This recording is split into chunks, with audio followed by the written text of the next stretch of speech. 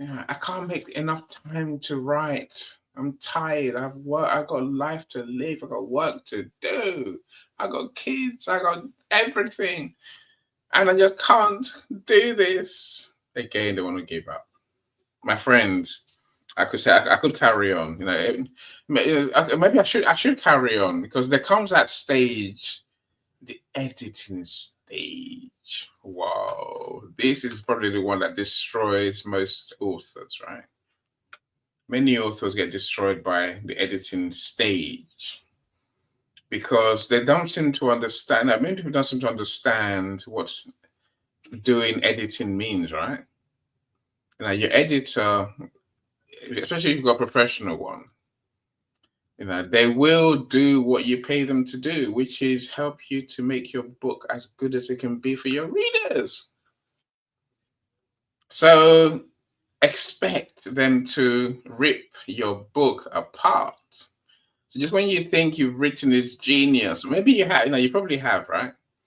It still doesn't mean that feedback is not going to hurt. It depends what you pay the editor to do, right? But I'll say this, many a time you spend as long making the changes that the editor suggests as it takes to write the book in the first place. Many people are amazed by that reality. They expect you to get through the editor, and the editor says, "Oh, bravo, excellent, amazing." That's just not how. That's not realistic. That's not likely to happen. I assure you. More chance. The editors will, at the very least, ask questions to clarify parts of your book. Is this what you meant to say? Is this what you mean?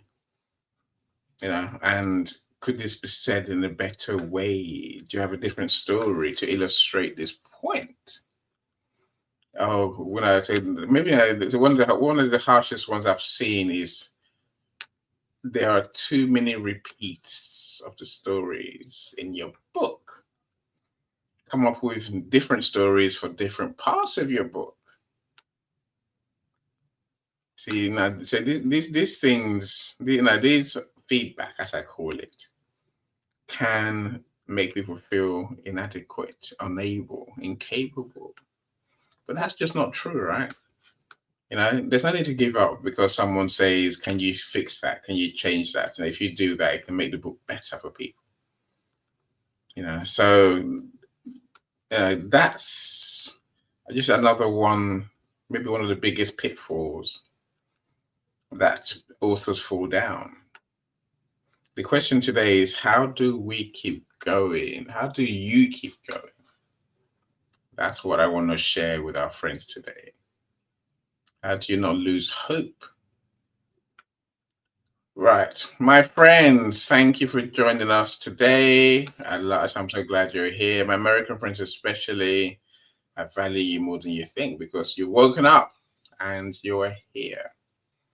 Would I join a live stream at 8 o'clock in the morning? No, probably not. Because normally I'm asleep, right? Unless I haven't been to sleep yet. But I value you for being here. Of course, my British friends as well. You're just the greatest. Anyway, let's talk to our friends. Let's talk to our friends. Who would like to share first? Mr. Calm, you are first in. Hello, Alavine. Welcome, welcome. Always glad to have you around, my friends. You're a star. Mr. Calm, talk to me. Ah, Pitfalls and where we lose hope. How do we keep going? uh, hmm. As far as I can tell from what you've been talking about, especially with the area of most concern, and that is getting through the editor scrutiny. My opinion on this is this: your book has to die in order to be resurrected. May I hear an amen? Amen. All right. I like that. All I do like that. Why Hallelujah. resurrect? As a writer, you gotta have resilience. you gotta have that. You gotta go back in. Yeah, do you really want this book to be, published? Do you really want it to get out there? And how do you want to get out there? Your first pass was considered by the editor a piece of crap. So what did she do? She killed it, or he killed it. So now you have to resurrect it, bring it back to life, differently, in a different manner, in a different way, in a way that can sway and move the crowd. Can I hear an amen? I'm on mute. I muted everyone as well. Sorry. Amen. Amen, brother. Oh, okay. So yeah, the amen is dead. Look, most editors, they're not that harsh unless your first draft really needs work. That's why I describe it. And what I'm saying is that you have to expect that your book is going to die. You have to expect that when it gets to the editor level, that's what's going to happen. I mean, most people don't expect that. They don't realize that, that's in the real world, that is the expectation. In their world or in their universe, that never happens. In their universe, what happens is it gets to the editor. The editor smiles and says, "Excellent, wonderful. Let's put it on Amazon." And then that's never gonna happen. Look, I hear an amen then. I'll be amen. Always amen to that, my friend. Look, okay. Let me tell you a secret. I guess no one knows until now, right? This room was built on one of my friends' manuscript going to the editor, right? And editor is like, this needs a lot of work. It needs a third more money than you're paying me to do this work, because it's a lot of work. It needs to be fundamentally changed, and it's going to take us months. I think my friend nearly had a heart attack, but I guess I talk to my editor, so I know what's coming, right? So I knew what was coming, and very often the editor and I agree because we're looking at the same thing. We're looking at readability. We're looking at quality of book. But eventually, my friend had a mini breakdown. He had a mini, I'm not gonna do this. I can't do this. I'm not gonna pay. What am I paying more for? And why do I have to make all these changes? But eventually they came around to, it must be done. If I want to get this book finished, I must get this book done, right? I must face up to the editor, follow the steps, do the work, and then I can get this book out. And I was like, bravo indeed. Amen, Michael. Amen. Right? Amen.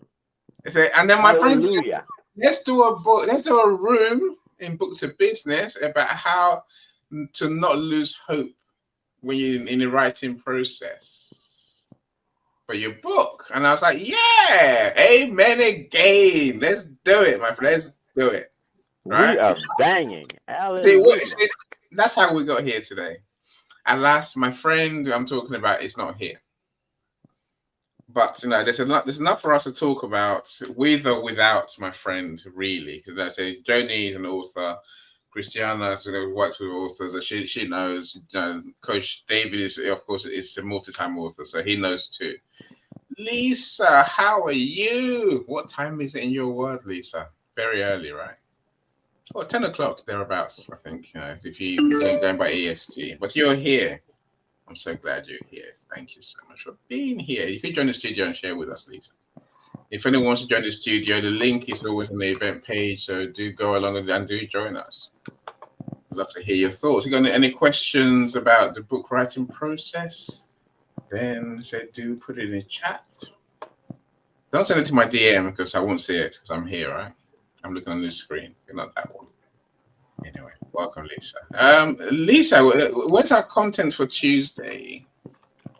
Yay, your metamorphosis. Are we doing Tuesday? Have we got a break because you're doing the seminar? I don't think the seminar, the wellness summit, is this week. Is it, or next week? Anyway, look, we'll talk later. Anyway, I'll DM you and then let's see what we're doing next week. I've got many more events coming up as well. Lucky me, lucky me. Michael, I'll come back to you, my friend, Mr. Calm. Carry on. Giving us hope rather than helping us lose hope. Oh, what happened to the others? You're finished. You're finished. Okay, if you're finished, it's perfectly fine. So you say you woke us up. So, and you say I love your points. The editor is the first time your book is gonna literally take a punch in the face, and that's when most people do give up. What happened to the others? Everybody seems to have dropped off. No. I can see them all. I can see Joni. Joni's ready to go, and Christiana's ready to go too. But Joni's keen. So let's talk to Joni. Me leaving you on screen, just me amusing myself, Mr. Michael. How you doing, Joni? Good morning. Good morning to you. Good morning. Hi, how are you?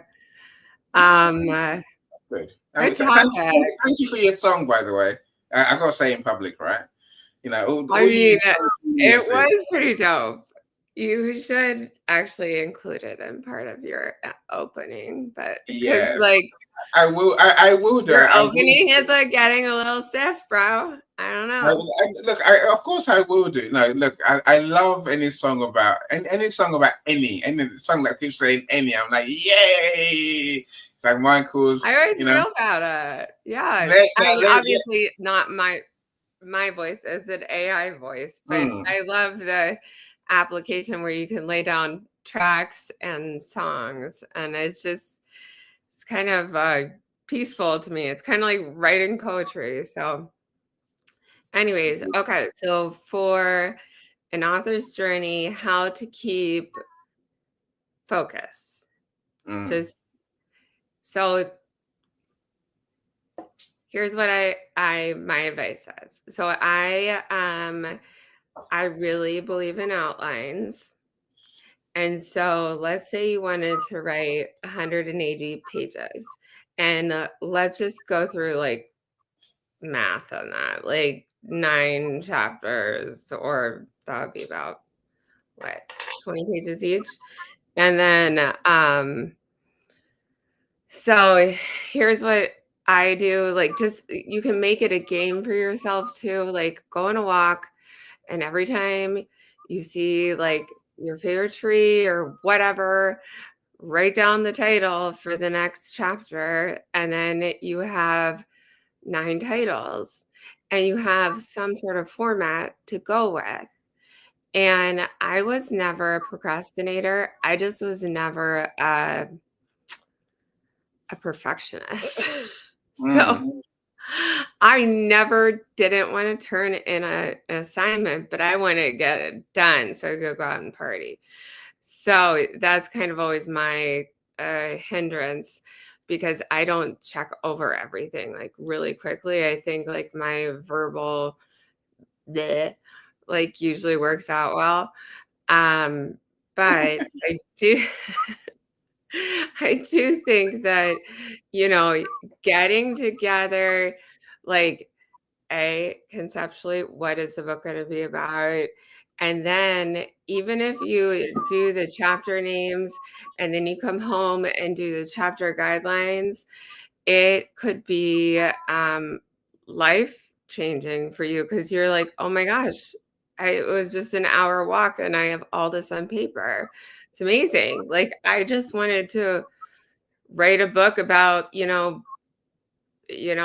being a mechanic and all the drama that goes with it. I don't know.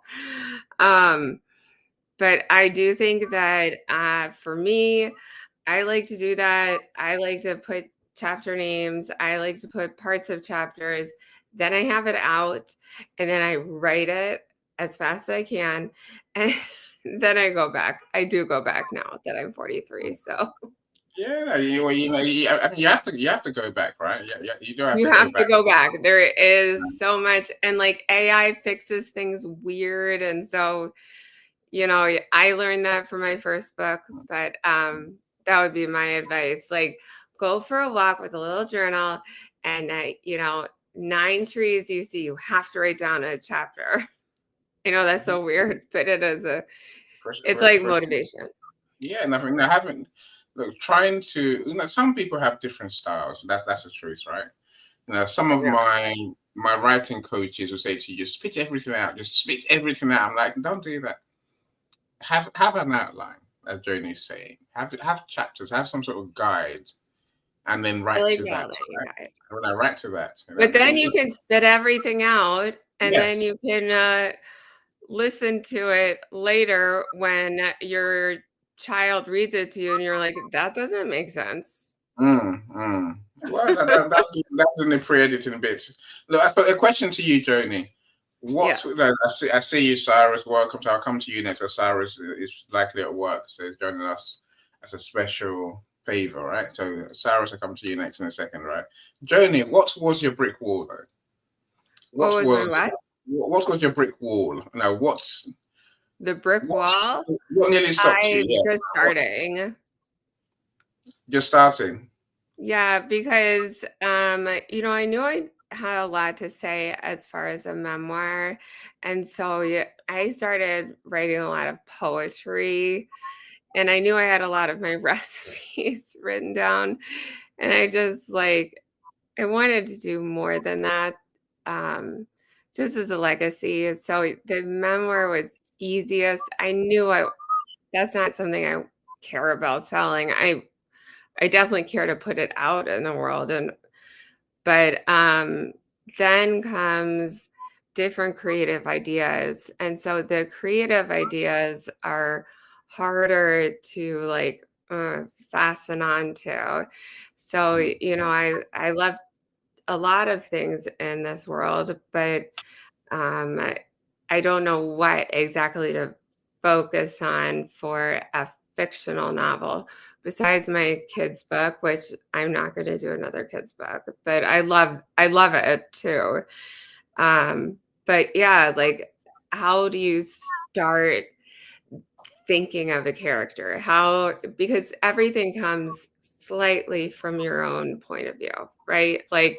We met. It's all from you. It has to all come from you, right? Yes. And you don't want it to be so stereotypical, this crotchety old woman was sitting at the secretary desk. She was smoking a cigarette, and she didn't even give a hoot that I came in the office. I have my home manuscript there. No, okay. That's just a stereotype. And so I would say,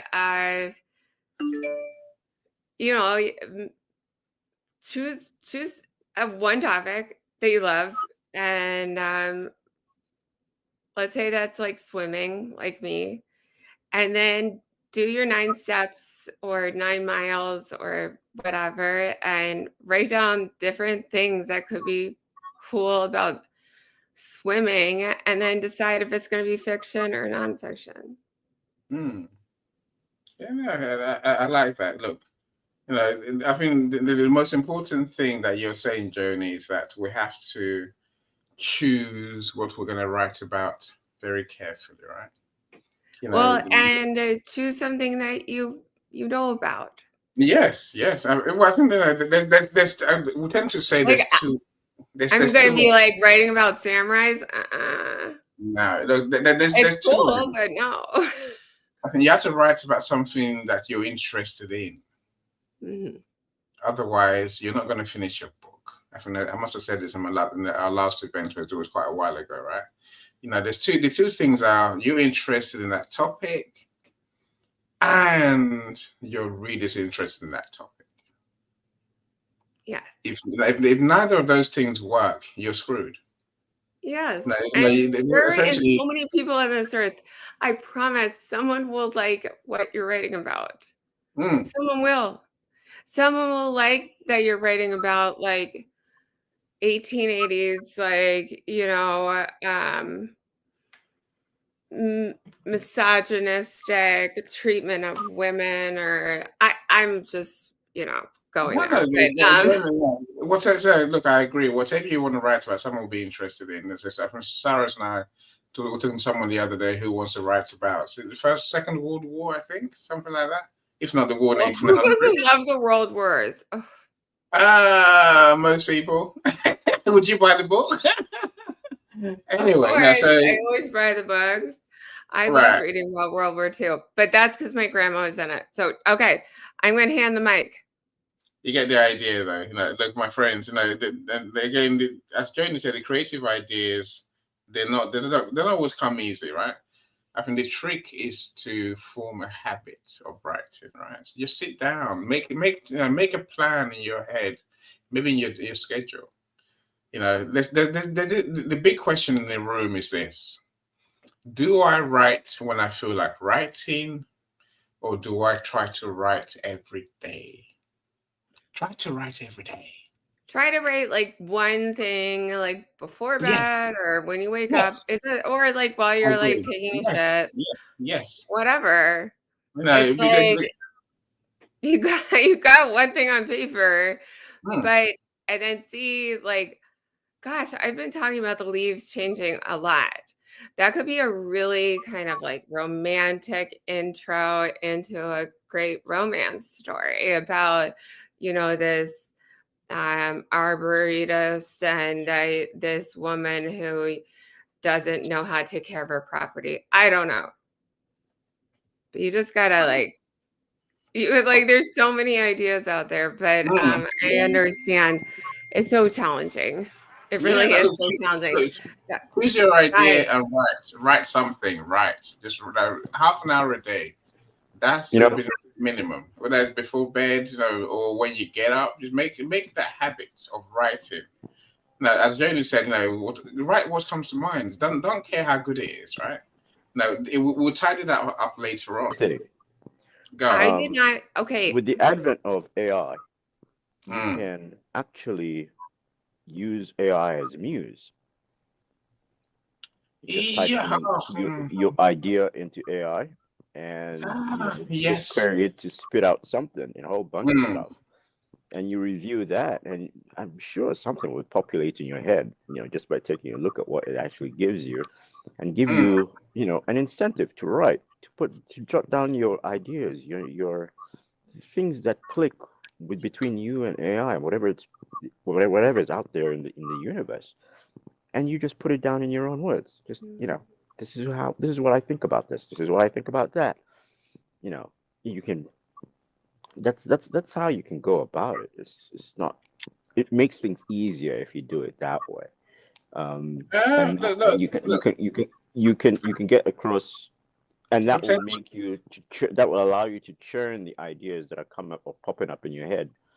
Right. Look, I don't think that's any better than spitting out what comes to mind, and then refining it, like you say, when you have mental gaps. When you have those moments where you feel that you don't know what to write next, review what you've written. I agree. I think I've been running to AI as if AI is your brain. And if there can be something like fluid going through your story, especially through a memoir. I wish I had done this more in my memoir. That would be really good because it just keeps like the stream of thought going. And so, for instance, here, okay, so this is my dad's flathead screwdriver. He's had this since before I was born, and now I have it. And I could have used that as when I was a kid, I looked up at his workbench and it was so shiny and see-through. I thought it was beautiful. And then when I'd watch him do woodworking projects, I thought, wow, what a dad. And then as I got older and I did shop class, he'd help me fix things for shop class that I had to turn in. And I was like, ugh, he knows so much. And then when he actually didn't fix my window seat and fell off the roof. Yeah, sorry, I didn't laugh out loud. Sorry. You better laugh. The master has left the building. New master is here. And she's going to keep this whatever, your flathead screwdriver for the rest of her life, right in front of her desk. Love you, Dad. It's all right. It's all right. Look, I think that there is something also in what Joni said. Don't be aiming for being a perfectionist. What you write today may never make its way into the book. Never, ever, right? But I think there is this about exercising your muscles. Your creative muscles. That's what we're trying to do, really. Exercise how your brain works, and your brain becomes used to the process that we're trying to do. AI can help, of course it can, but let's not rely on that too much. Let me go to Cyrus, because Cyrus, I say, is on a time thing. So Cyrus, talk to us. How are you doing? Hi everybody. Hi Annie. It's a pleasure to be here. I've only got 4 minutes, so I'm going to use it wisely. So regarding writing a book, based on my experience, I don't have much experience in writing books. This is my second experience in writing books, but based on my limited experience, the main thing that you need to resolve in your head, that's what I want you to think about, right? Find out, why is it that you wouldn't want to write it, or find out why is it that you can't write it now, right? Because if your brain is postponing it, saying, okay, I'll do it after my children go to university, or when your child is like 2 years old now, right? So that's just a silly example, but you need to find out why. Because when it comes to writing books, or creating software, or anything that sounds daunting to you at the beginning, you need to find out why is it that your brain is telling you no. Resolve that first. And naturally, the brain always focuses on the outcome. If the outcome is not immediate, the brain focuses on difficulty of the process. So difficulty of the process is, I don't know how to write. My grammar is not that good. I'm not really good with words. So you try to talk yourself out of a good deal, right? That's what your brain does. So once you resolve that, then go ahead and talk to a publisher. Otherwise, you will waste your time and the publisher's time. So you need to find out, why is it that you're saying no to yourself. If you're saying yes to yourself, you are a very lucky individual. Go for it. Definitely. Talk to a publisher.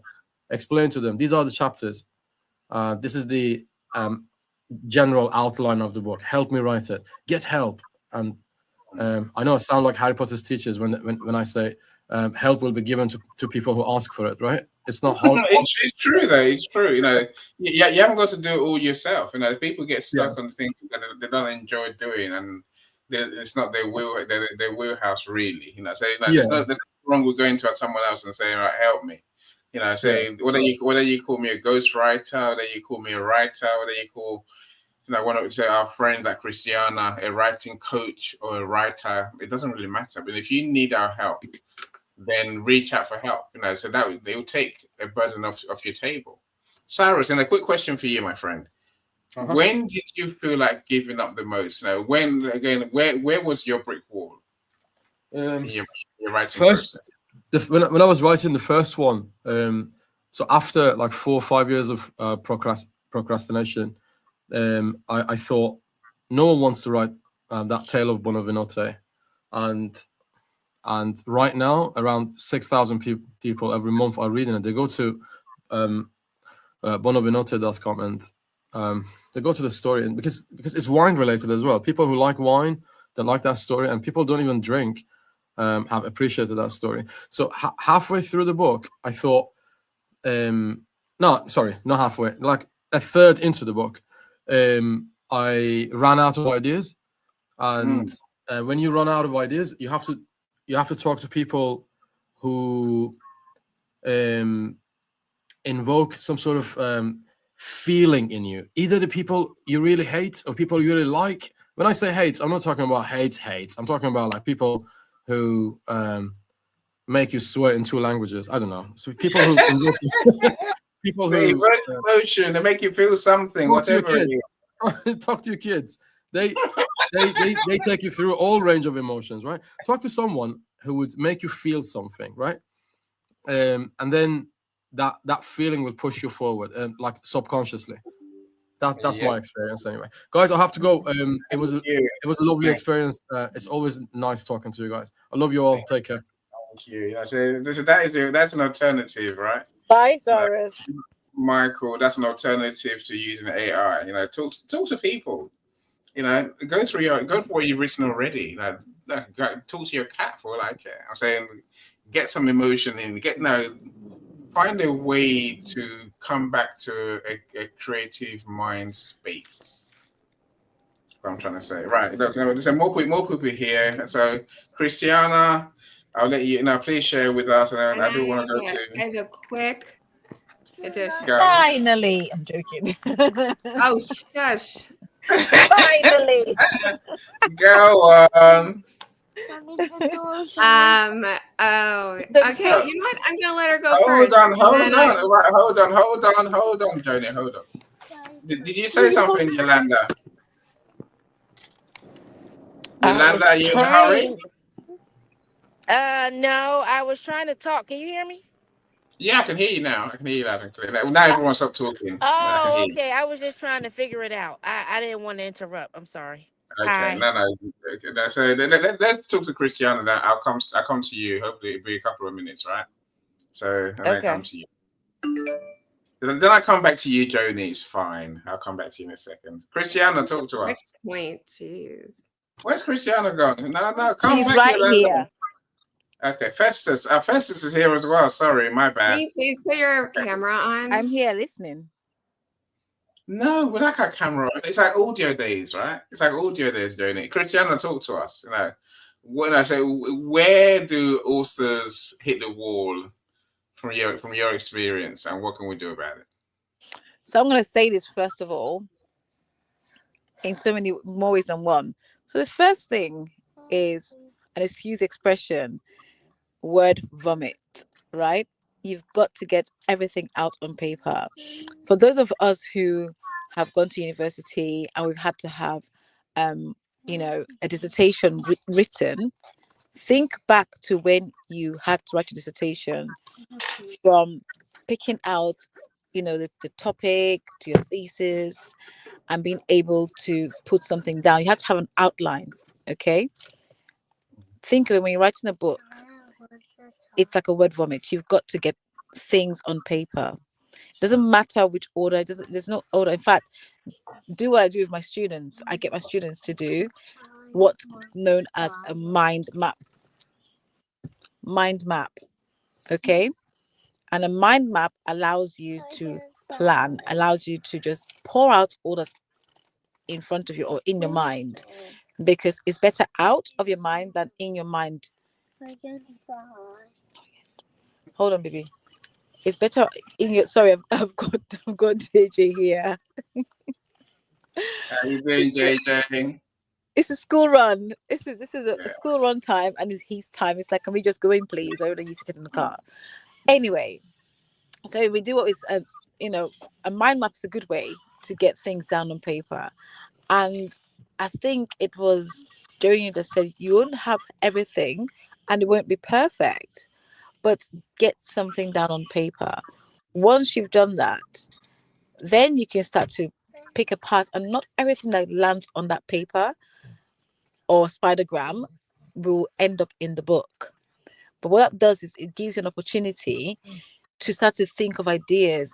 And as Cyrus said, talking to people helps, because whether you're doing a fictional book or a non-fictional book, talking to people really helps, because it allows you to either go in deeper or to get a different perspective that will definitely contribute to the book you're embarking on writing. And so that truly helps. And when Calm said your book goes to die, that's not what we do as editors. That is not what we do as editors.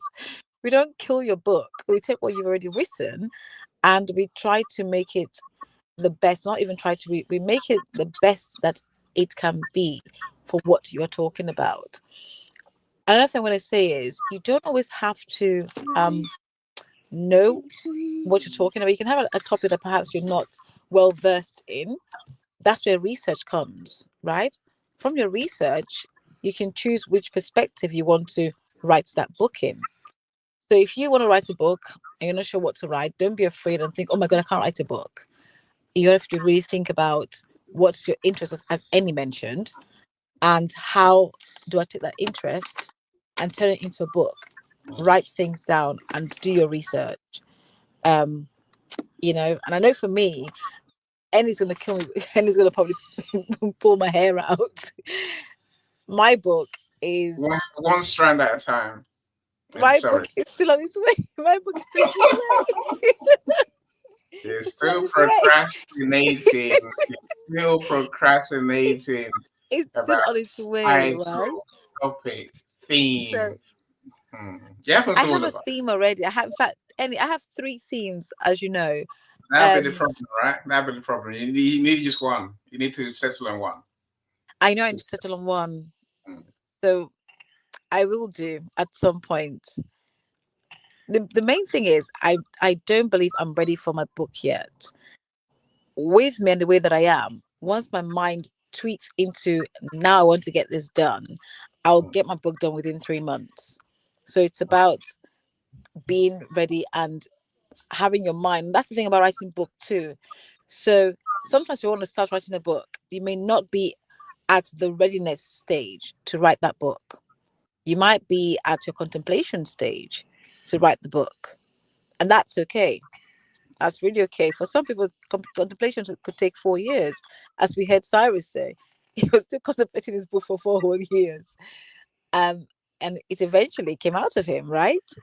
So, but the best thing is talk to people.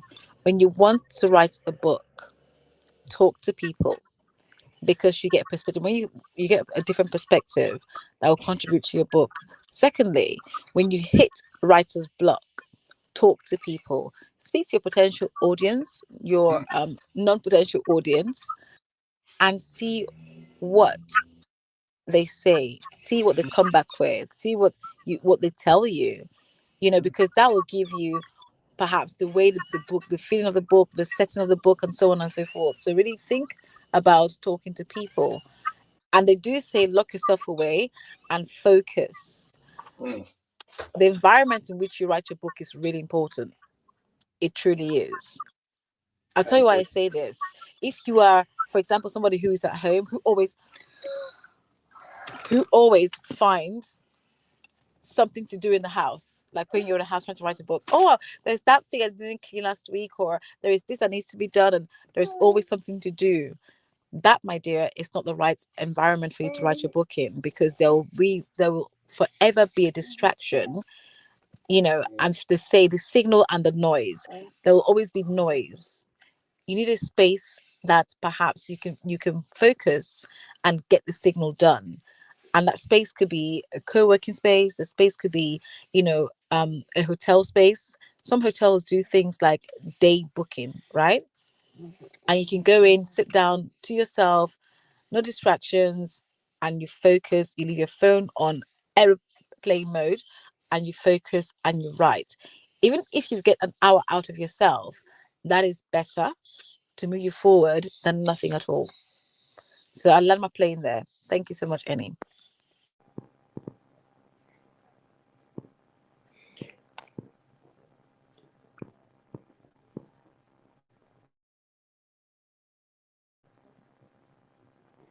Annie, I think you're on mute. I can't hear you at all. Oh, hi, Annie. Hi. Christina, that was so wonderful. Yeah, you did a great job. Of course you do. You always do a great job. But I think getting somewhere where you can kind of get into the mind of, writing is really important. Especially if you have little kids or whatever home projects going on. I mean, I did a lot of good writing at Starbucks. You mean doing life, right? Life. Yeah, exactly. Yeah. Or literally like going on a Yeah. walk and just sitting down on like a stump and like just like put some notes in. But yeah, so you did great. I had one more fun point that you guys could do. You go, man. I don't know how many people are listening, but I'm going to tell it. Okay. So a lot of the stories come from within, and a lot of the Mhm. stories come from a significant person in your life, right? And I bet you saved all of their text messages. So what you can do, you can actually upload all of their text messages. And this is something that actually Calm kind of inspired me about. So to an app called iMazing, or there's a bunch of others. And then it gets all your texts. Then you can put it in Chat GPT and say, give me a story based on these chats. Like it's like hundreds of words. And then you can bring that in the woods and fine tooth it. And I don't know if that's right or not, but it seems more authentic than saying like, once there was a dishwasher named Anthony, you know. Jody, can you tell me why you go to the woods? Oh, Jody. I'm really big in nature. The woods. Okay. Yeah. Okay. Yeah, the woods. I have a lot of woods around me. I have like crazy nature trails. It's great. You know, look, That's when you do your thinking and your writing. It just feels good to be surrounded by plants. I don't know. I'm a big gardener, and it just feels safe to me. It's clearing your mind, Michael. It's clearing your mind. It's giving yourself, mental the headspace where you're not consumed by everything. Exactly. Yolanda, come back. The woods help. Yolanda, come back. I want to hear your thoughts. It's forest bathing. Yolanda is my next. It helps because the greenery alone will just make you feel calm and tranquil. It just does, and like the noise. You lot, stop talking. Stop talking. We need to get to Festus. And then get to Nikki. How you doing, Nikki? It's been a long time. Look. When you are stuck, let's take from what Journey just said and what Christiana said, right? You know, carry your book outline on your phone. Mm-hmm. When you're bored, when you're in a queue, when you're doing nothing, but when you're waiting, go to your outline. That's adding content. So start filling in the gaps. Use times that you're not doing anything to just think. Here's how it works, my friends. The things we think about is what we do, right? Your book is not a thing only to be done in the morning, afternoon, or whatever your set time is. Your book is something that you have to think about all day. When Christiana says you can get it done in 3 months, you probably could. Because in those 3 months, all you think about is a book. I'm saying we have to be the same people, right? Focus on the book. Give your book thinking time, real time. So, when you're doing nothing, when you're waiting, when you're sitting around, open your phone and add to your book, right? Don't just leave your book to be, a last thought. It has to be a living thought, and that's how you get creative ideas. Anyway, 3 months. The 3 months is for people who spent 4 years thinking about it or contemplating. Procrastinating, as you say. Procrastinating. Festus, my friends, I do want to come to you, but Yolanda's come back. Yolanda, talk to me. How are you doing? Yolanda's my client, so she gets pride of play.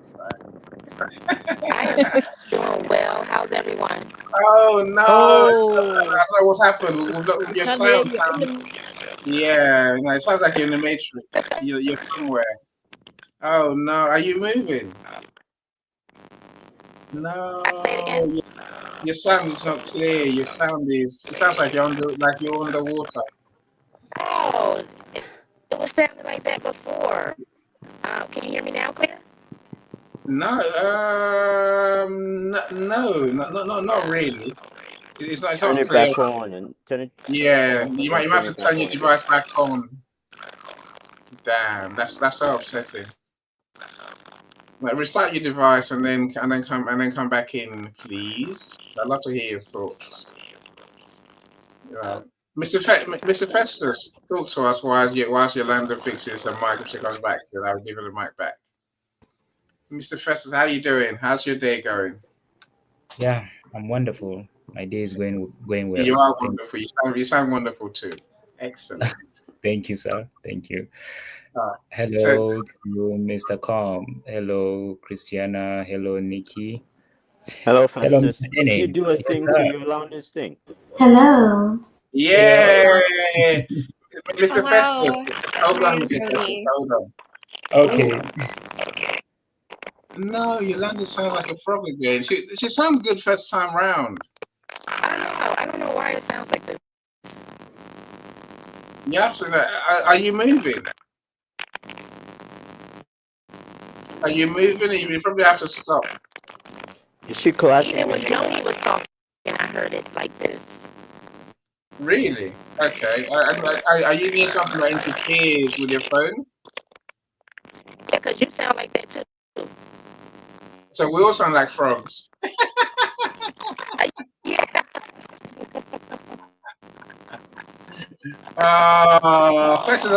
Festus sounds clear to me. Everyone sounds clear to me. I'm almost heartbroken, but we'll try and give up, Yolanda. We'll try and give up. If there's nothing that's disrupting your signal, nothing that's interfering with your phone, No, then I don't think so. Let me try to move. okay. Try again. Try again. All right. Is it better? It's doable. I mean, there's some distortion. I mean, you can hear on my end too, right? I don't know. I think the last time I tried to join, it was like this. I would try to do like phone or computer or reset your internet or move close or Maybe sit in your car maybe find and an turn off alternate venue. internet and just use the Wi-Fi, not the Wi-Fi, the cellular.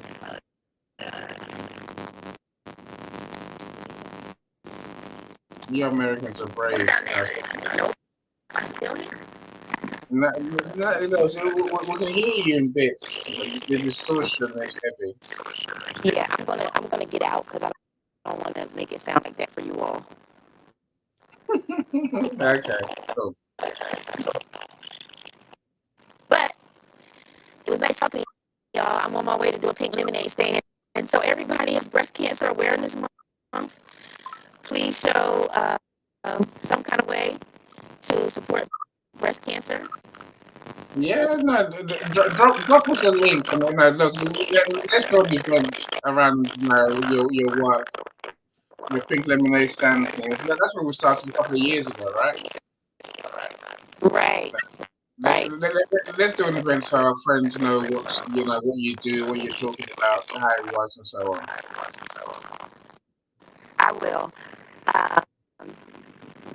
And also, I'm so excited about my book.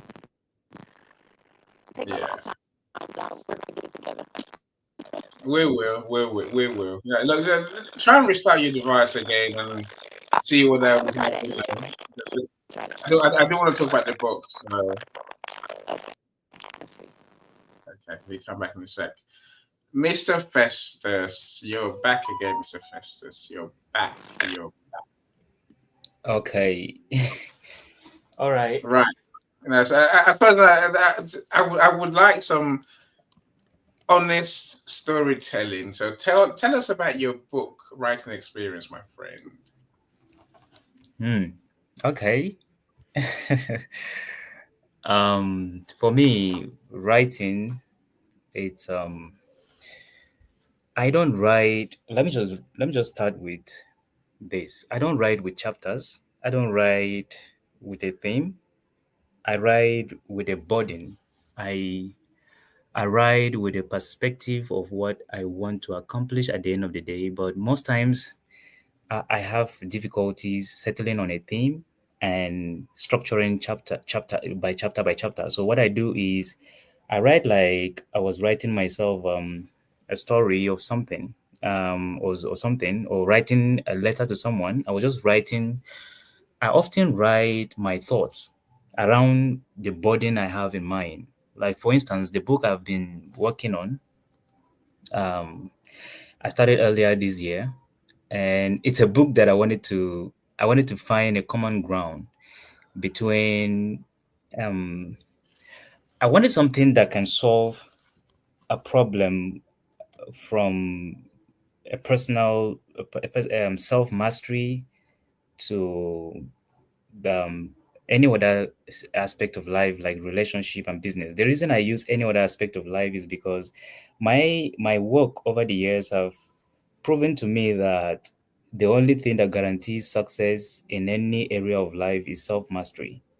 So I was trying to write this book to actually help someone to master self and then see how to use that to grow in every area of life. So because of that reason, it took me a long time, and still I'm still working on so many things because I was trying to get the right message out. So one thing I do the most is part of what I am already putting into this book. I use it in form of teaching, conversation, interaction, and I pay attention to conversation that is leaning towards that area, so that I can be able to gather enough information. But in my writing time, my best time to write is when my brain kind of give me something worthy of writing. So most times I am at my best in the morning. Right. Sometimes I can start working on writing on maybe writing something around anything from 12 a.m. downward, and but I don't do well in the evening when I return from work because most times my brain is always scrambled. But my best time is often that morning time, and I write generally. I don't structure by chapter. Just That's just what I want to say. I don't write by chapter. I don't write with a theme in mind because I want to have freedom while writing. So if I know if I actually have a theme, it may distort the way I'm going to flow into the message. So I focus more on my thoughts and the burden I have in mind, the problem I want to solve, and then see So, how I can target my thoughts around that area. here's a question for you. Yeah. Festus, how's that working for you? It's working perfectly because it gives me freedom to think, the freedom to express, and freedom to connect with my thoughts. I already have a problem I want to solve. But you need So structure. You need structure to get your book done, my friend. Whether you like it yeah, or not. the structure part is when and I kind of do more of a traditional kind of writing. So once I'm done because I believe that authors should write in two phase, a letter to something that you write almost to yourself before you write to a reader. So what I'm doing right now is almost like I'm writing to myself. So it is after then I'll begin to say, okay, these thoughts rhyme with this thought. It should fit into this chapter, and the chapter should be called this. And then this thought rhyme with this, and it should also enter this chapter, and it should be called this. That is when I'll begin to put the reader in perspective, because right now I'm Mm. writing for myself. I'm reflecting. It's more like purification for me. I'm not. I'm bringing out my thoughts. I'm trying to be as honest as possible with Okay. myself to Okay. So, purify. you're still clarifying your ideas. Oh, Yolanda, what happened? You've moved. You sounded very good for a second. It was clear and It now. worked. It worked for a second. So go back to where you were just now. Okay, we can hear you. We can hear you now.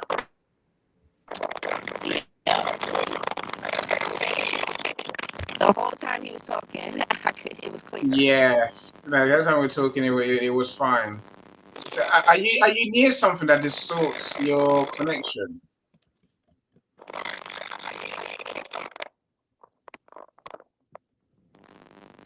How about now?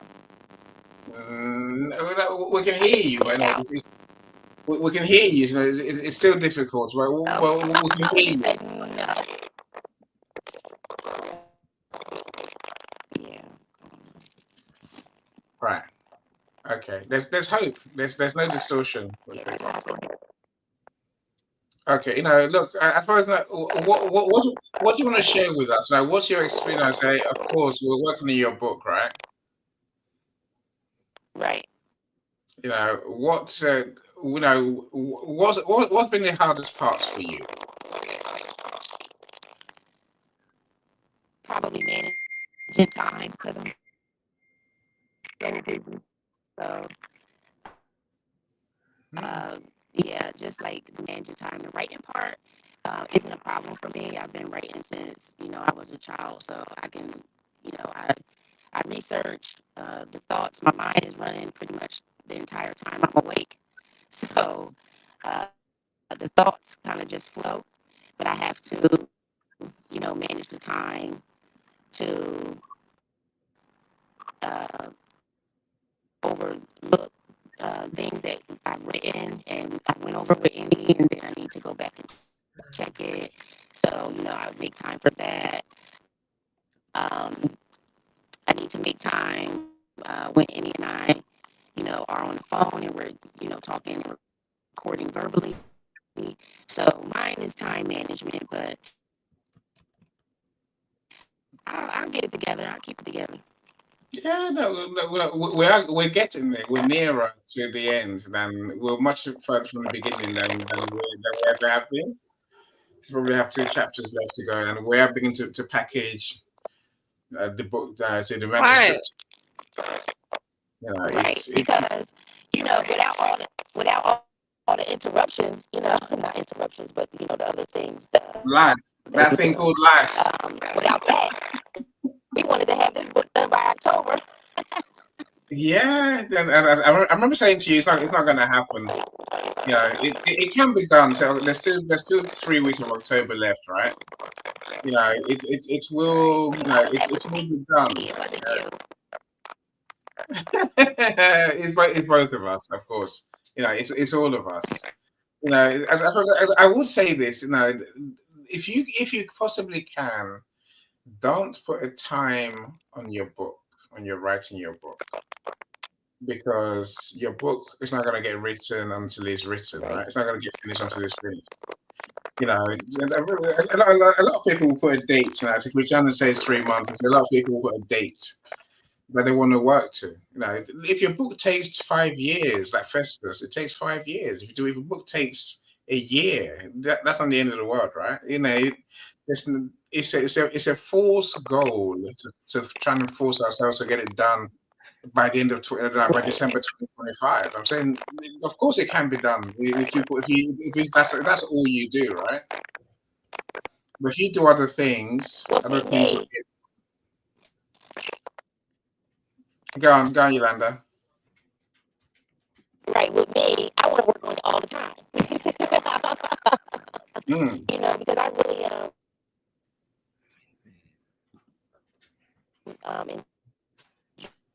enjoying it. I'm working, honey bun.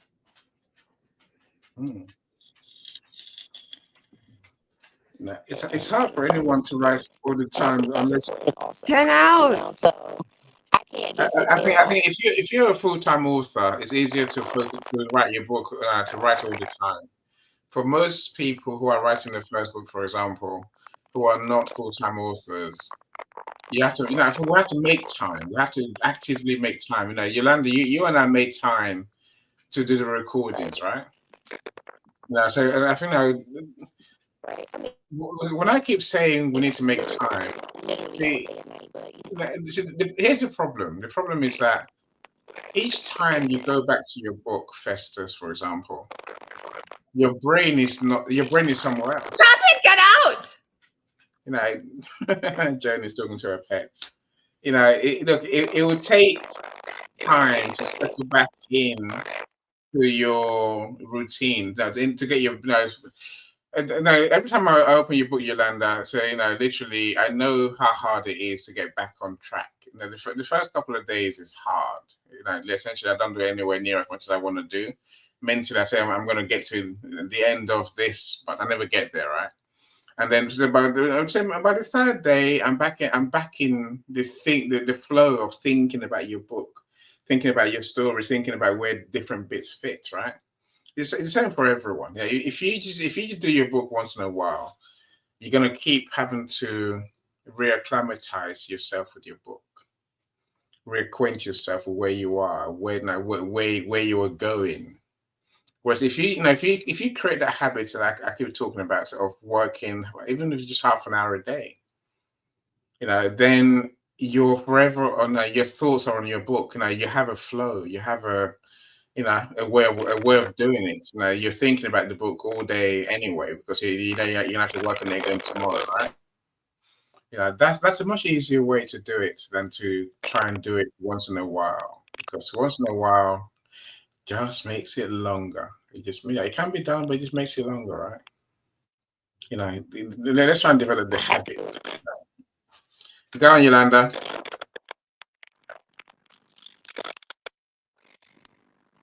No, I would say that, yeah, I have to do it once in a while, but I try to get in there quite often, maybe every other day, something like that, just to keep it fresh, like you said. Yeah. Now, look, that will do. I mean, you made a smart choice, which is paying me to work with you on the book, right? I'm saying that's a smart choice. But for that, I can imagine you still be at the beginning, Yolanda, right? You should be thinking about it, because everything still just happens around. This is why you might want to get a writer. We'll call it what you like, writer, ghostwriter. Because when you got someone working with you, at least they're working on the book whilst you are doing life, right? Even if you're sleeping, I think we need that momentum to just keep going bit by bit every day. It might just be a bit today, but tomorrow it might be a lot. Today is half an hour that you give it, 500 words, as you said earlier, Alovine. But tomorrow it might be 3 hours because you're in flow, right? And then suddenly, you've written a whole chapter. So that's how it gets done. You can't be perfect every day, and not everything you write is going to be useful, right? But just getting a habit of writing. That's how you don't give up. It's easier to give up when you have breaks. Right. And they have to get yourself back in it. It's just like, oh, this is so difficult. It's not really. You have to develop the writer's habit. So I'll take that. So now, Yolanda, thank you for trying. Thank you for keeping on. Thank you for sticking to it. And I'm glad you're on stage. Thank you. You see, you're not going to be on stage soon. Right? Yeah, no, well, you get your chance. I mean, so our friends will be fascinated by the topic of your book. So, I'll leave that for now. So, you get to find out, because we're trying to piece it all together. So, and you get to meet Yolanda properly, and then you get to hear the stories and come and talk to her. We're sticking with the title, right? Yeah, the intertwined life of Grandma Jean is still the title. But in terms of define details. Yeah, you'll have to put that in your mind and just think about, for the next time we talk clearly, what do you think intertwined could mean? I mean, I were talking yesterday. I said to maybe we want to use the double helix as part of the cover design. Because it is you do say it all in the book. So you do say it all in the DMs. I think I found one last night, right? It is about those relationships that are now unbreakable, right? Because of people's actions and choices. That's what intertwined really means to me as I work on the book, right? And some of those connections, as you and I know, are a bit questionable, to say the least, right? Alas, we are fixed together because we made those choices, and we created babies. Yeah, that's why we're intertwined. We're stuck. That's why we're stuck. Anyway, now you suddenly get a picture of what goes through my head, right, when it comes to working in your books. It's look. Thank you so much, Yolanda. So we'll talk again. I'm sure we'll talk again tonight because your book is a priority. And anyway, you have the intro to go and read, right? Yeah, you have to go and read the intro, Yolanda. Right. And let's finalize that, and then say chapter 1 is coming. Hopefully tonight or tomorrow, then we can go from there. Right. I'll be sending you some message. I'll be sending you something later. Please do. And I say Yolanda's so good. She thinks it. She puts in a DM or voice notes and sends it to me. That's I think you have to do the same for yourselves, my friends. You have to. If you think it, send it to yourself. Otherwise, you forget. Everything we forget, right? Think it. Put it down somewhere. Yeah, you say you do very well. Jay says, write your thoughts on cards and note cards. Literally.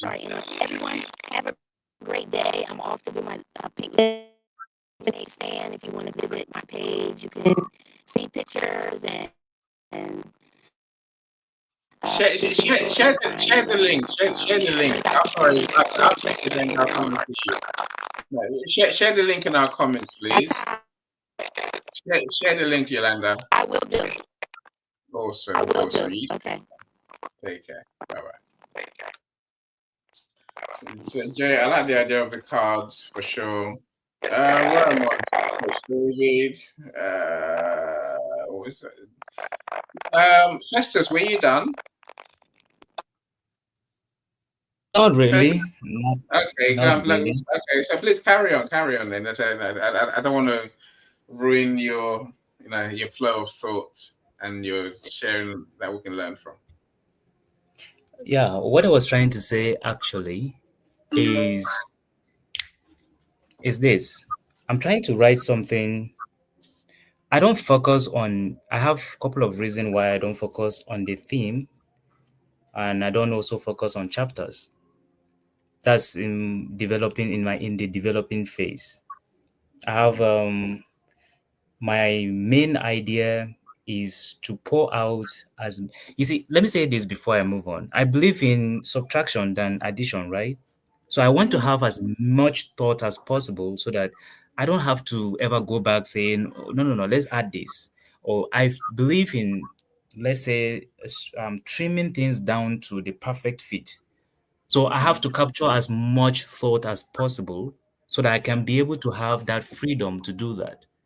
Because if I'm trying to do something that cuts across my own work, is I am that guy that wants to balance something between religion, psychology, science, and philosophy.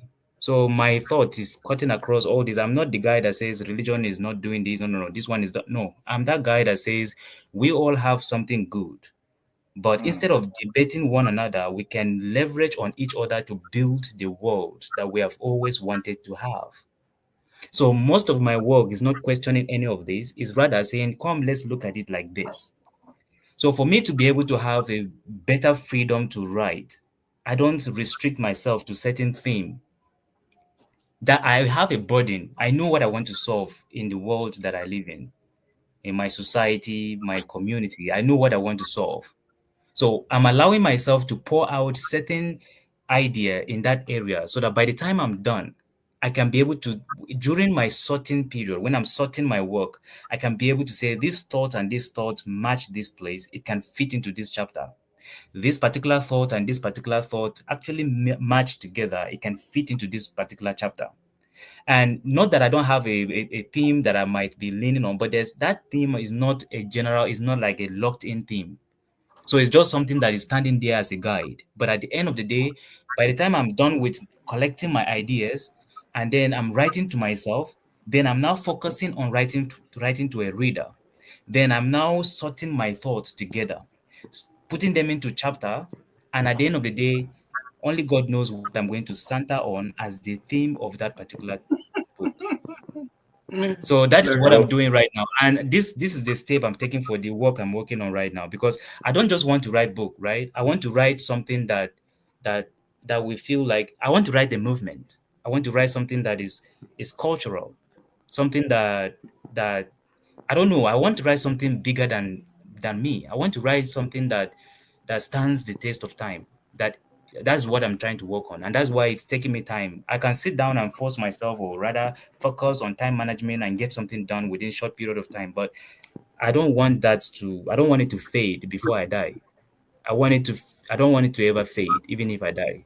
So that's why I'm allowing myself to pour out what I'm discussing with people, what I have appeared on stage to talk about, what I have written down in my journals, what I record as audio. I'm collecting all these thoughts before I can even think of sorting them into chapters. So that is just my own process. This is just it. So it Uh, sounds like that you're growing a instead of you're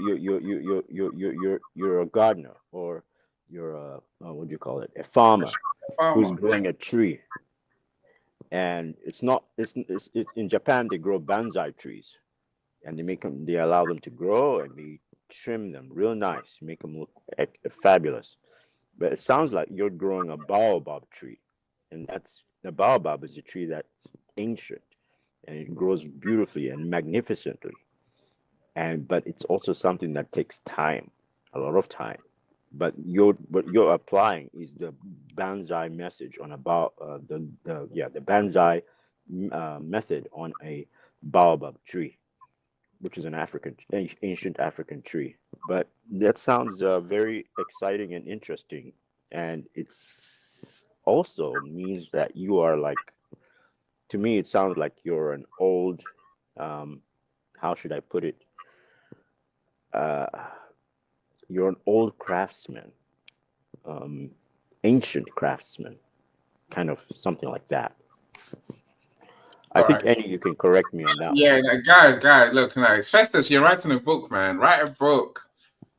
I could say, let's see how it works out, right? I'm saying there's only so much you can collect. I'm saying you need to put it together in a way that readers can benefit from. I know you want to write the greatest book ever, the book that's going to change society. I get that. We all do. But ultimately, my friend, just write the book. You can collect forever. I hope you don't die before this book comes out of you, because you risk that happening. Hopefully, you understand why I'm saying that. Get it done. Your Yeah, readers I need the get book. Get it done. Get it done. I get your point. And Mr. Calm, I like that. Well, I've always doubted myself. I don't know what spirit is in me, but I know that sometimes I don't think normal, should I put it that way? Um That I is your always best aspect. That You is your said? very best. That is your best attribute right there. Mm, You mm, don't think normally, and mm. that means that you've got a universe of your own, which you are growing Yeah. and making better. And so I applaud you in doing that, but I also encourage you to have just as much confidence as you have coming on stage and talking. Have as much confidence, presenting yourself and presenting your book. It doesn't matter if it's not finished.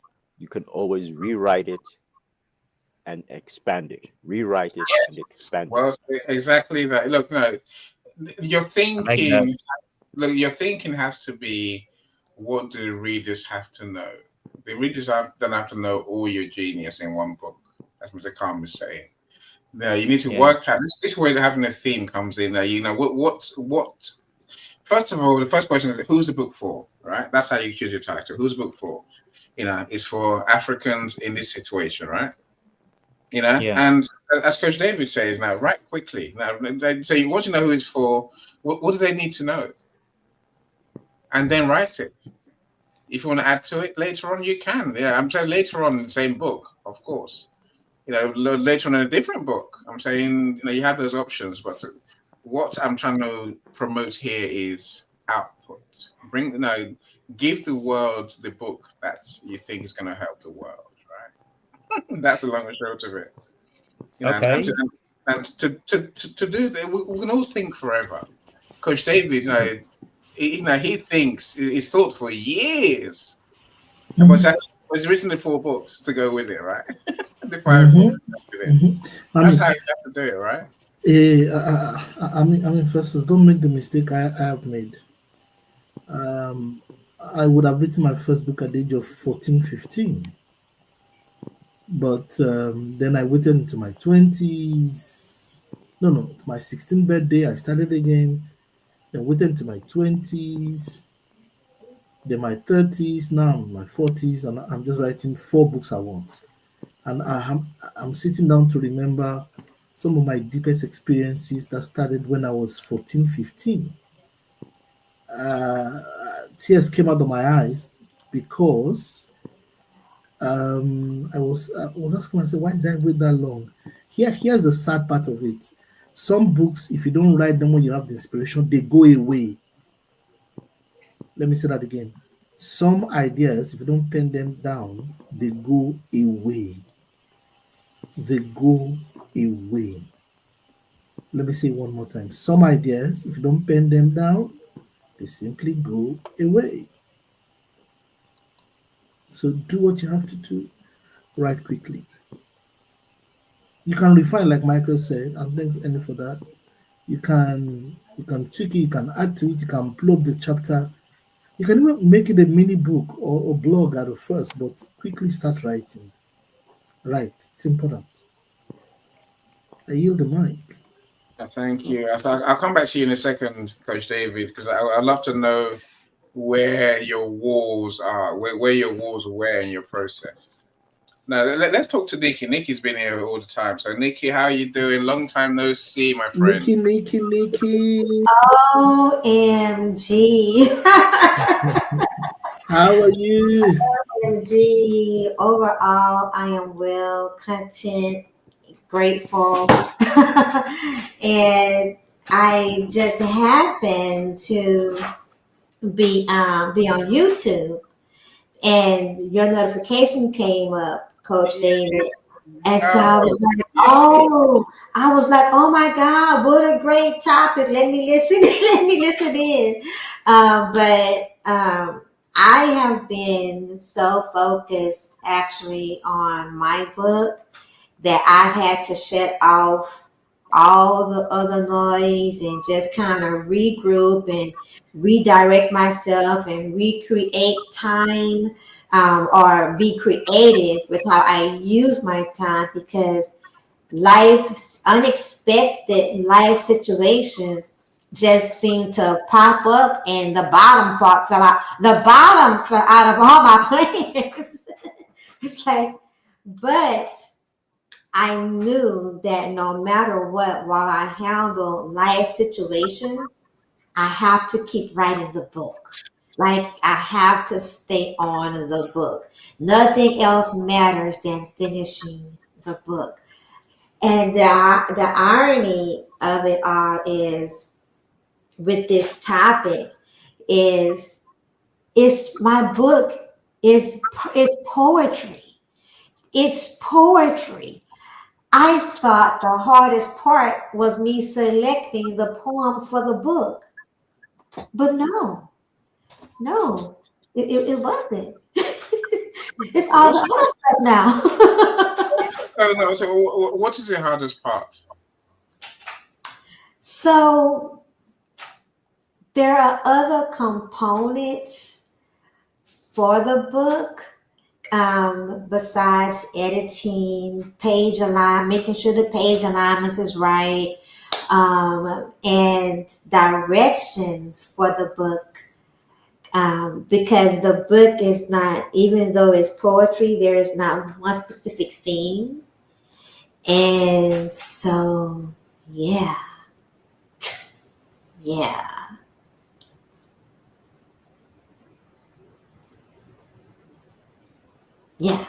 That's it. That's how I got. It's look. I imagine you've got hundreds of poems, right? Yes. Right. So how many are going to be in the book? I'm saying, we have to make choices. I can just talk going back to first points. There is only 60 poems in the book. Right. Only 60. There's only 60 poems in the book. So have you settled on the 60 that you're going to have in the book? Yes. Okay. So are you ready for the next stage, which is packaging it, what you have, and then facing the editor and saying, right, give me something. Yes, those are the phases that I'm in now, but also because of the content of the poetry, then there is some different directives, some different additives to go along with some supportive additives for the content, because there are some pretty strong, provocative topics in the content. See, now we're excited. Now we're like, just get the book out, Nikki. We want to read it. Hurry up. Yes. To it. Yes. So yeah, that's why I have not really. Well, that's why I've not been active. And as a matter of fact, had it not been for me seeing Coach David's notification on my news feed for YouTube as I was listening to something to play while I work, I wouldn't have known this was going on. I said, okay, let me go ahead and chime on in.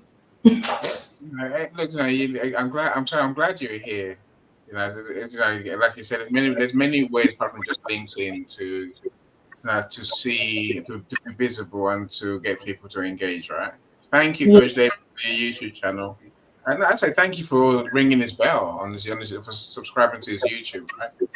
It sounds like you're not subscribed to mine, Nikki. I don't know what's going on, but I'm sure you are.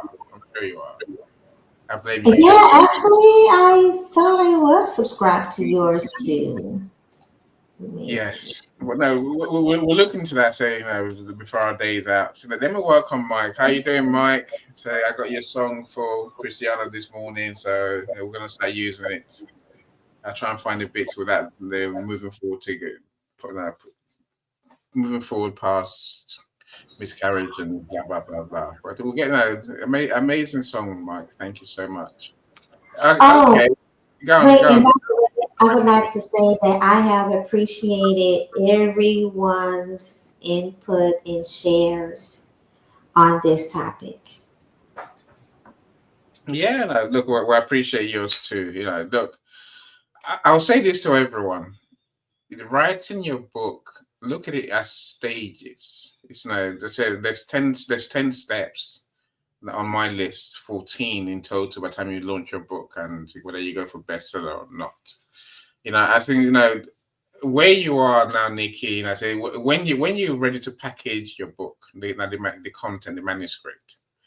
Then that's just another stage. Get that done. Next stage is go to editor, right? After that, when depending on what the editor says, because you never know, they might say this is just rambling, this is not necessary, this is too much, or you need more. So my point is this: don't start thinking about formatting and layout until it comes back from the editor. Saying that we're very good at trying to think ahead. No, don't do that. Do each step at a time. After the editor, then you know what you really have, right? And then you can say, right, what can this look like? But there's no point thinking what can it look like too far ahead. Otherwise, you become crippled, and everything you think of will never happen, because if the editor does their thing, you make changes, suddenly everything you had in mind is out the window, right? So your thinking stages, my friends, it makes life easier. Well, thank you, Nikki. I can't wait to read this book. This. What was it going to do? Toasty, testy poems. I tell you, I'm excited for you. I'm excited. Thank you so much. And I've missed you, by the way. So I'm glad. Hopefully, you will see you more often. I've missed you all too. It's gonna be sporadic because I am focused. You do that. Do what it takes, and then once the book is out, then you're free, right? Onto book 2. That is. Yeah. Listen, if the Lord allows, I'm gonna take a break from writing the next book. Yeah, fully deserved. Let's talk to Coach David. Coach David, you've written many books. I've got one here, right? And that's the one that made a bestseller. I've got that here. Prophetic Ecosystem. Prophetic. Yeah, Yes, and that's a 460-page book, by the way. This man writes as big books as I tolerate. So most people, someone told me they want to write a 600-page book the other day. I'm like, no, don't bring it. I don't want it. Break it down into different books. 2 books there, maybe 3 books there, right? So, Coach, how are you doing? I'm good. I'm here. I'm excited. Yeah, no, thank you for joining us. Look, talk to us now. What is your process, and where are the walls that you've experienced? Yeah, the walls I've just experienced. Let me start from the walls. I have always loved knowledge. At the age of 10, I read everything that was called Pacesetter. There's a novel called Pacesetter, secondary school days. From about age 10, maybe 9.5, from somewhere, my love for books started. And my mom, who is a teacher, my dad an engineer, my dad had a very, very large library. My mom, he still has, my mom, who's late, loved reading. So they found I was devouring their books. And so one day, my mom is a history specialist. She's a specialist in government, and that's a core subject: government, history, and political science. So yeah, political science, government, history, and she does some Christian religious knowledge. I mean, those are the subjects she will teach. So one day at the turn of my 10th birthday, I asked her about King Jaja Vopobo. She said, "What did you say?" I said, "Mommy, can you tell me about King Jaja Vopobo?" I said, "Where did you hear that from?" Because that has nothing to do with your books. I said, "Well, that's some of the books you lesson notes on the table. I read through them and I saw you write Jaja Vopobo.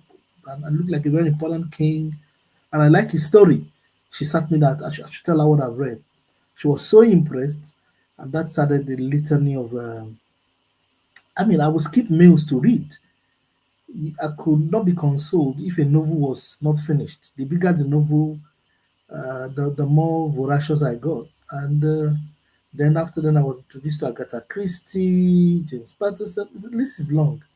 I read everything. I was very voracious. Then my dad, on the other side, at the age of 10, ensured that I read 4 newspapers on Saturdays and Sundays, and I would sit down and summarize to him what I read.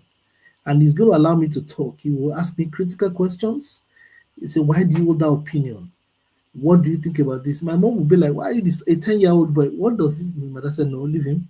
He's growing. He's growing his capacity and all of that." So anyway, that's my story.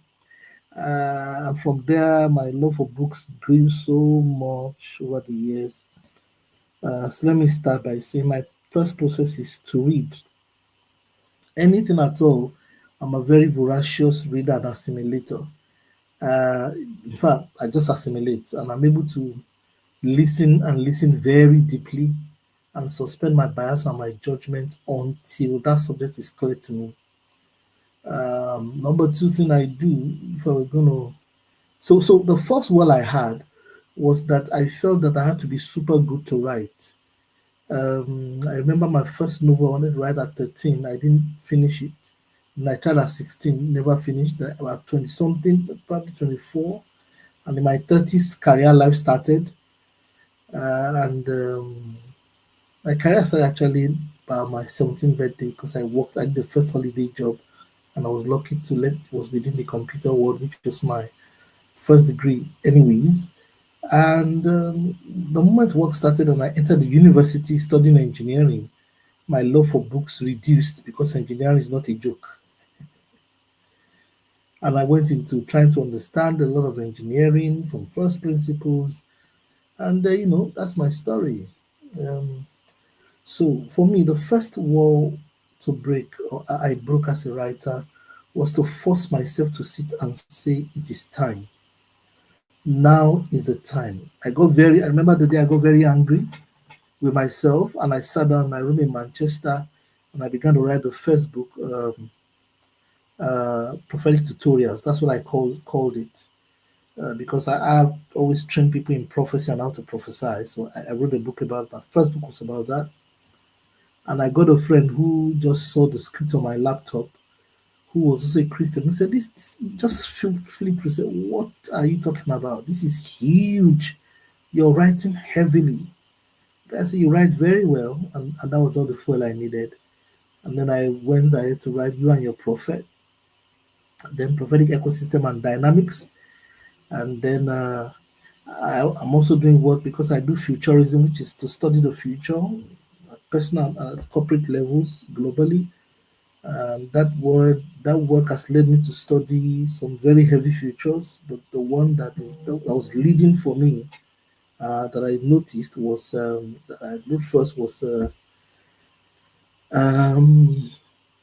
FinTech Black Box, which is to look at the future of money in the nations of the world and what's going to happen, what are the changes happening around money, and how new banks will run the world. Anyway, those are that's my personal journey. But number one wall is to sit down and agree with yourself to write. Number two is to walk past your internal self-doubts. You will have them. In the process of writing the book, you will feel, am I sure? You're going to see a writer or a material that will look close to yours. You're going to see people say all sorts.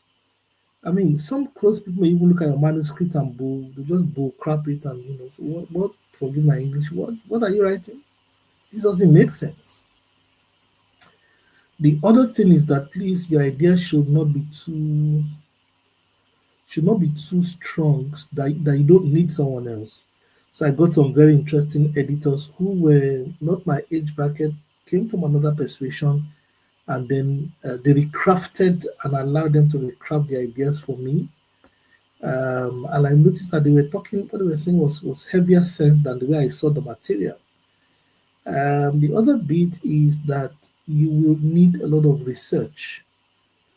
For me, I always start with the materials in that area. I ask who has written in this area, what are the materials, and what are the things that is missing that they've not written about. And that's what led to Prophetic Ecosystem and Dynamics, which is the application of prophecies to the secular areas of human endeavor. And I identified 22 different industries and how prophecy works in those industries by my experience and things I've experienced because I've been opportunity to work in consulting, and I've seen how prophecy works across those realms in very powerful ways with tangible results.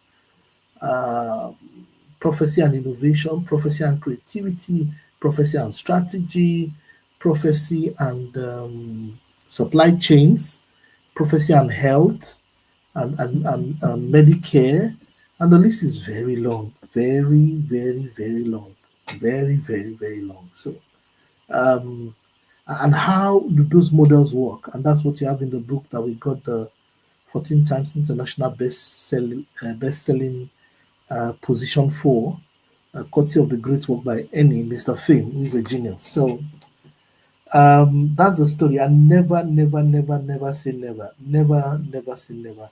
And by the way, please, your idea is not the big deal. The big deal is selling. It's called best-selling author, not best writing author. Please write so that we can start sales. Please don't forget that. I love that. It's not the most brilliant book in town. It's the best-selling book. Yes. It's about the readers. It's about the readers. It's about people. I love that. That's it. And look, there are people with less genius ideas. That's the first and everyone are trying to write. There are people with less brilliant ideas. In fact, Don't make the mistake I'm making. So that my books are now volumes. You and Your Prophet is 300 and something pages. I try to write now and then, it is just ballooning up. Don't do all of that congestion. Don't get constipated. Write quickly, write easily, write simply, release it quickly. It's okay for the idea not to be formed. Remember, it's a sea of ideas. Somebody else will pick your idea, get inspired from it, and then they continue the work. Uh, at the end of the day, what we need to crack is best-selling authorship, not best writing. Best writing. Look, you can even speak into Microsoft Word, and it's going to transcribe it for you, and boom, you have your first manuscript ready. In 6 hours, you can do all the speaking you need to speak. You can get your past tapes. You can do all sorts to transcribe. Getting ready to sell and selling is the key. Permit me to use the African phrase, is the cocoa. The cocoa means the most important thing. So that's my point. A lot of us struggle with creating the book so much, and we forget, and I'll yield the mic shortly, we forget that is called best-selling author for a reason. And let me say this: success in book publishing is equal to the production, which is conceptualizing, creating, editing, all the things you're doing, multiplied by or raised to the power of distribution. Distribution is selling on many platforms. So your success is the idea or the book in its finished form multiplied by distribution. Distribution is what marks best-selling authorship. Distribution is where success comes from. So don't be bogged down by creativity that you forget that you will need to sell it. You probably need more money and energy and time to sell the book than creating it. Don't second guess yourself. It's okay to do an excellent piece of work, but your success will be that formula. And by the way, your best bet is to start the book from distribution in mind, from target audience, from sales points, and then reverse engineer before you put your pen down, because your personal bias may not be as interesting to the world as you would think. Thank you. Beautifully said. I love the formula. Yeah, very well said. Success equals production. It gets in the production of the product multiplied by distribution. And don't get don't get congested with your ideas. Constipated is what Coach David said, right? Don't have a blockage of ideas in your head, because that's genius going to waste, right, Coach David? That's genius that the world needs. That's just literally going down the pan. That's never going to see the light of day. Don't keep your Coach David, I think you do it very well by writing different books, which I think is a lesson to all of us. You can have different interests, write different books. I see you going, Joni. You can say bye, Joni. Bye, Joni. Bye, everyone. Say bye. I was muted. Sorry. Yeah. Goodbye. Bye, Joni. Goodness. Those African men can talk. It's just like hypnotizing. I was just like, wanted to keep talking so I could take a little nap right now. So it was wonderful. But the African men can talk. Yes. Thank you, John. I see every day. I see, African Americans, they seem to be the speakers. I don't know whether it's because of the church thing, when they get to do church. It must be. It's like everyone's talking all the time. Like even like with like my girlfriends, like we went to the same school. Like they're all just like, and I'm like, what has gone on in the last 5 minutes that I didn't know about? Because I don't care. Yes. Anyways, but good job, everyone, and thank you, Annie. No, thank you, Joni. So we'll talk later. Thank you. Okay. You take care. Have a good day. Have a great day. Bye. Take care. Bye. So I do like what Jay says. Jay says if your idea isn't fully developed, sometimes sharing your ideas with an editor or another writer can get you the feedback you need in real time. that feedback, that immediate feedback can help break through the wall as you're in the midst of writing. You know, again, I say, you know, it's a great point, Jay. I say that because here, my friends, you're amongst writers, authors, right? You know, so talk to other authors, right? Now talk to them and see what they've been through, see what ideas they may have for you, you know, and what ideas you may have for them, right?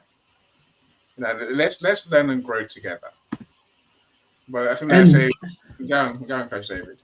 And there is a lot of opportunity in publishing. By the way, I put a formula in the chat. Please let me just amplify it for just a minute for people to see. Publishing success equals production multiplied by distribution. Yeah. You see, there are big events all over the world where authors are celebrated. There are international book clearing meetings. The way you have clearing houses where people come from all over the world. There's one that happens in Germany. I'll look for the conference where people come from all over the world, and there are publishers from different places in the world who are looking for the hot ideas. Many authors don't know those things exist. Indeed. There's one in London. Yeah. There's in February, I think March, in between February and March. There's one in London. There's one in Germany. There's one in Asia. There's one in Australia. Every region in the world has one big book event where authors go to pitch their mighty books and ideas before huge. I mean, just imagine 25 publishers in a room and you are presenting your work to them. And these guys have distribution channels. Yeah. Research those kind of things. Talk to Annie about best-selling authorship. And that's a big point you're making there, Annie. We need to have author cafes or author groups. You cannot go alone. The last bit maybe is that we need to produce genius works, books that become products. Books that sell, my friend. Books that sell. No, not only that. Books that become products. Your book becomes very strong, so that it becomes a lifestyle brand. From it, imagine you have T-shirts, coffee mugs, and all sorts that exemplify a particular work model or a particular model inside your book. About self-improvement. A way of being.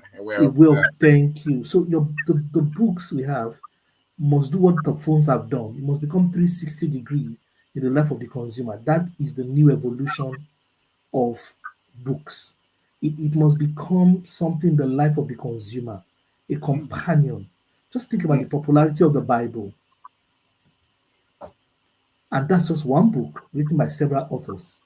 Do we need to all do several authors so that we can produce something that's almost like the Bible? I'm sorry I'm using the Bible. It's just the example that comes to mind. But we need books that stick and becomes lifestyle. And authors need to work together to create those kind of materials. Books into products. Yes, it must become conferences. It must become something that the ideas inside it become used in the industry. There's opportunity to expand into the academia. There's core opportunity in the press for your book. For sure. Anyway, let me rest.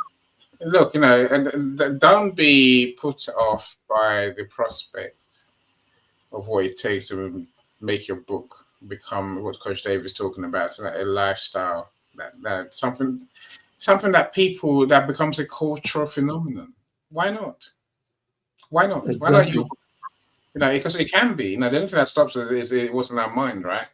But even then, as Coach David said, produce the book in the first place.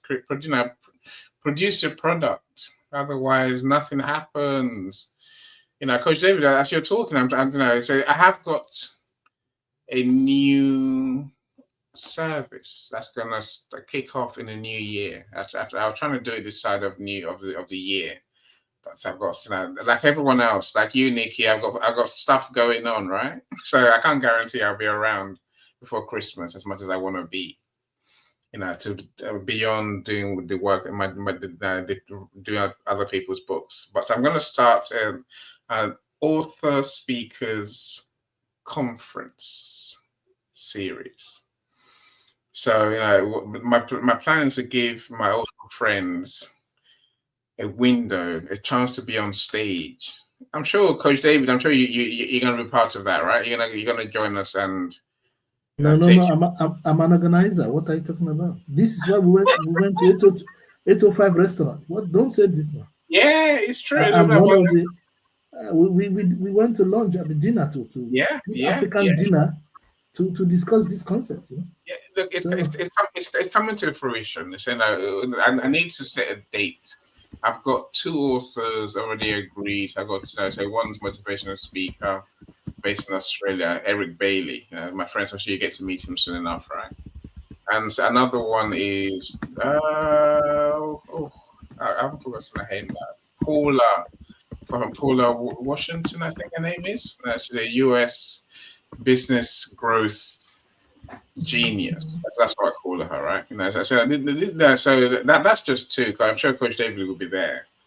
Yeah, let me just add this quickly, Annie. I'm sorry. I'm totally very sorry I cut into you. Our books must become businesses. Simple. Period. Yeah. Look, the greatest business that we can create from our books is about using our voice. But the book is a product that you have in your hands that people can buy. But you can spread the message by developing your voice. I don't think authors get enough opportunities, even though, as Coach David says, they're out there. There's opportunities everywhere, right?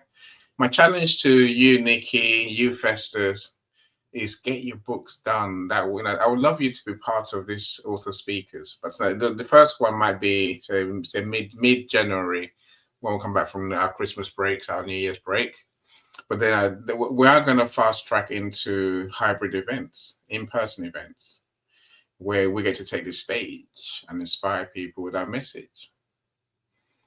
So I hope that will move you forward. And you say, I do want to join in 2026, not 2030. Which if we start 2030 is fine, right? It's fine. Look, I'll thank you all for spending your time with us. Festus, thank you for coming back. Nikki, always great to have you here. So I always love your comments as well. So thank you so much. Jay, everyone has joined us. Mike, Yolanda, who shared it with us. Thank you so much. All the Alavin as well. I suppose Alavin's point is worth looking at, right? So if I want to write if I was thinking about writing a book, I would make a plan. Number 1, I would choose something that's inspiring, that's just inspired by.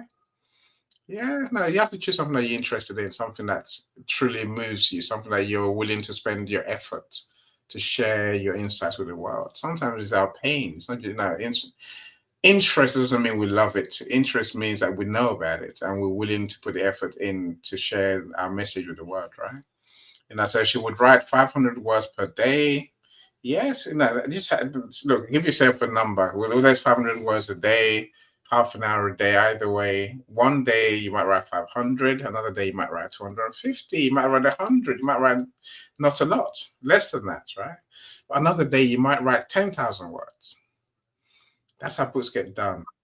And as Alavin said, if I feel hopeless, I think by going outside and reminding myself of my why and whys.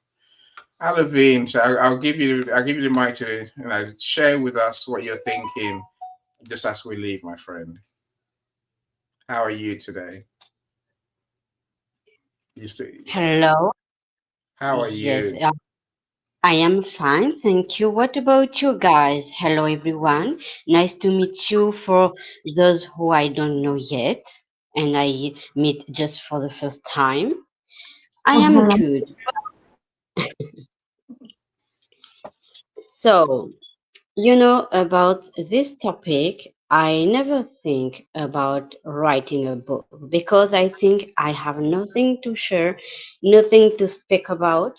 But I've got some friends who told me that I should tell my stories in order to inspire people, to show them everything is possible. It's possible to rise from scratch, from your ashes, etc. But I don't think I have to do so, or I have the quality to do so. So that's my point about this topic. And I think we need, yeah, like I said in my messages, we need to be consistent. For example, if I were about to write a book, I would try to at least write 500 words per day, even if it would be just some ideas, some notes, some sentences. Like that, I would continue everything, and I would have a track, a lifeline, some ideas already write down. But I don't think I will start one day. That's my point. Yeah, that one. So choosing something I'm inspiring by, and after writing 500 words per day, and after seeking help, knowing my limits, seeking for help, because I think we need to have some help in order to be, let's say, inspired or guiding, etc. So I think it is important to think about how do we work, and about that Festus already said that we need to know if we are this kind of person who needs to go from chapter to chapter, or just to write ideas, or just to be just, let's say, well disciplined, etc. That's my point. Thank you for listening. And Annie, are you good? I'm good. I'm always good, right? I live the dreams. I live the dream with books. I live the dream of talking to my friends like you. Alavine, you're gonna be an author. I can almost promise you.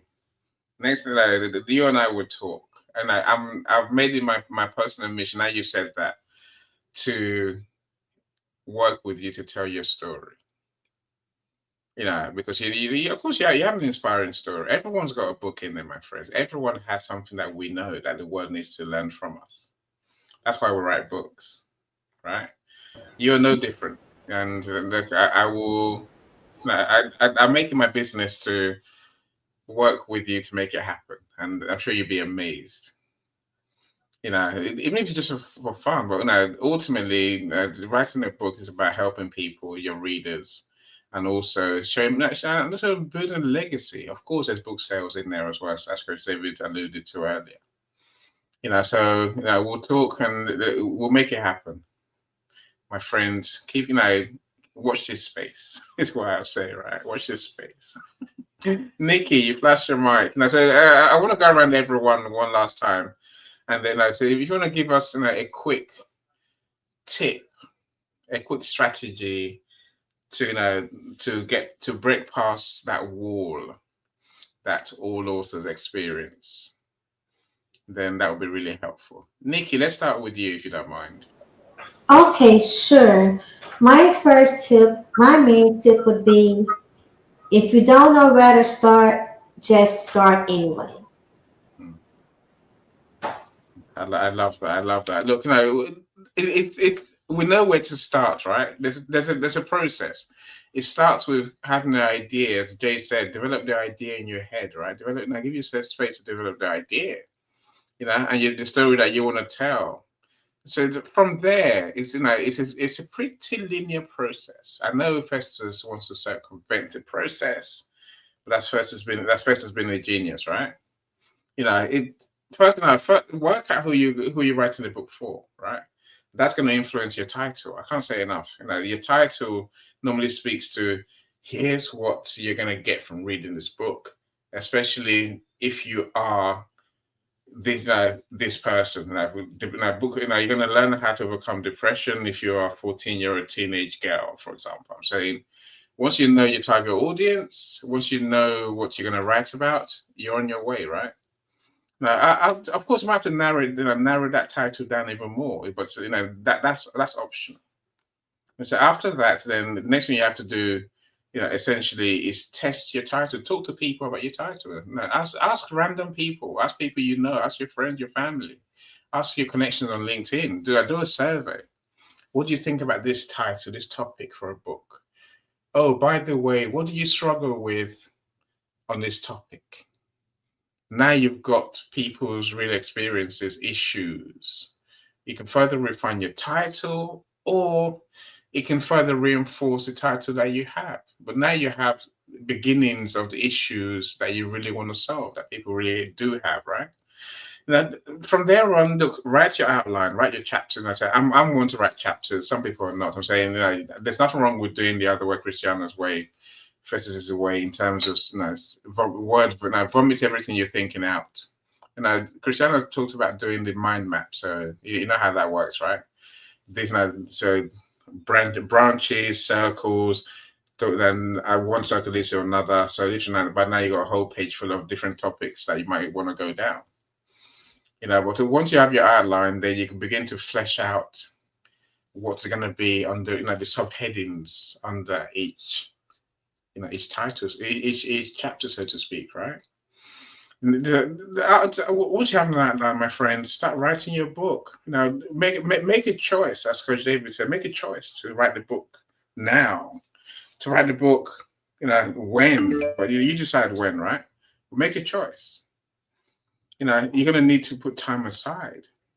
You're going to need to put the work in. It's going to be hard work, I assure you. But if you create a writing habit, things will be much easier. When you hit the walls, when you hit the writer's block, we've talked about how to get over those. Go and talk to people. Go out to nature. Go and talk to your pets. Do some AI research, as Michael said. So there's many different ways, my friends, that you can move yourself forward, right? But write. You must write. Not tomorrow, right now, right? After writing, editing, and then once edited, so you normally come to me and I'll do formatting. And I said, then we'll probably have to go to Jay. This might be step 1, but it's step 9 on my list, really. We need a cover design that's attractive, that conveys a message, that speaks to your readers, your target audience. So as I mentioned Jay, because Jay is one of the cover designers I will work with, right? I'm saying this is how you get a book done. Now, once we have a cover and everything that we have in the manuscript, say, my job's to format your book in a way that you envision, the way that works for you, right? And then we'll publish a book. Simple as that. Everything else is optional. Do we go for bestseller? Yeah. Do we do a launch event? How, where, when? Bearing in mind the launch event, the bestseller and launch events are about selling ebooks, not the print books. I'm saying that's a simple process we have to go through, Levine, and we can all do that. I can take you through that process, if you want to, if you want us to. There's a few other options you can go with, right? Focus groups, Coach David mentioned, get people to actually read your book, get people to look at your book, to give you feedback. Editors might be useful in that sense, but many people can help you. Don't get stuck with I can't write a book because no one cares. Levine, you only need 24 pages to have a print book on Amazon, right? 24 pages. In fact, I am this kind of person who write down every thought she has. So in fact, I have a lot of, let's say, notebooks, paper, everything with my thoughts on it, with my questions about life, about everything. And everything is in English, that's strange. So I think I think I have the ability to write, but I am afraid because my friend, yes. I may say to you, think and write in French, because that's your primary language, and then we'll turn it into English. I can imagine me trying to write a book in French. I'll be there's no hope, right? If I can write a book in English, and we can easily turn it into any language we want. And so that's probably the answer. You know, if you think like that, hopefully you can see you have a story to tell that you can tell beautifully in a way that helps people. Yeah, but I don't know for the moment. I think it is a process, and I think I need to sleep on it as well. And we will see that with time. For the moment, I'll just tell you that, Yeah, yeah, I just, will. You yeah, know, so I think look, I'm always one to think that, you know, if we think something, then we yeah. tend to do it. So nothing is a coincidence. Now you're here today because your time is now. Mhm. Think of that for a second. Right? Oh, the time is now. Receive it. You know, God's saying to you, Alavine, you can, you need, you have to do this. It's whether you want to do it, Alavine, at the end of the day, right? You know, I think for all of us, the calling comes, and then you realize you have a story to tell. It's not impossible. The people to help you are there. And I say we're all here to help you, right? I'm saying so Yeah. it can be done. You know, you just have to, you have to one day choose to do it, and then we'll do it. Tracy, I see you. Welcome. I say that. Of course, once I've done my thing, printed, once you got your print book and your ebook on Amazon, we would tend to go to Tracy to help us to do the audio book. Yay! Think of your readers. You know, your readers want the book in every format, right? You know, it's look, it's there for all of us. That's my point today. Where am I going next? Am I going to Calm? Am I going to Coach David? Am I going to Festus? Coach David, now, what is your big final thing that we can take away to avoid losing hope as writers, as authors? Start writing. It is best-selling author, not best writing author. I love that. I know. Keep telling them, David. Keep telling them. Keep telling them. There's no awards for writing, right? There's no awards for writing. Yes, it's best-selling author. People with less creativity, less idea are writing and they are succeeding already. The other thing is that your book introduces you. Your book is the new CV. If you're going to go for a job as anything, let's say you have 4 books in that area, you stand high opportunity for recruiters or businessmen or women in that area to want to talk to you. Please, the other thing is selling your book will not be free. Writing the book is free. You will not sell for free. You will spend money selling. In fact, I'm just reading the biggest book fair in Europe. It has deals. There's a place you go and make deals with publishers all over the world. Get all your books written up, pay for 1 year, and I'm telling you, all of a sudden you can start having breakfast meetings all over the world. I mean, it's huge. You can target your book to reach the White House. You can target anybody on LinkedIn with your book. There's a lot you can do. You can ship your book to Buckingham Palace and address it to King Charles. And to shock you what can happen. There's a lot that can happen. Let this product breathe. Get your book out immediately. I agree. Thank you. And by the way, I'm putting my YouTube link. Please, everyone, please follow and subscribe. Yeah, and that's a book fairs, awards. It's open to all of us. So let's be the ones that put ourselves forward by having that belief in ourselves. But we must create that book first. Start now and get that book out there. My friend. Festus, please. The mic is yours. So what do you want to leave us with today? Go on, sorry, Coach. Coach David. No. Go ahead. Sorry. Okay. Mr. Festus, now, what do you want to leave us with in terms of getting past that wall and not losing hope? You're still muted. I hope it wasn't me that muted you. It might have been.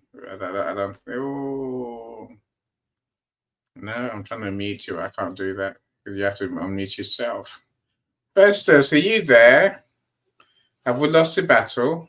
We might have lost the battle, which is rather unfortunate. Look, my friends.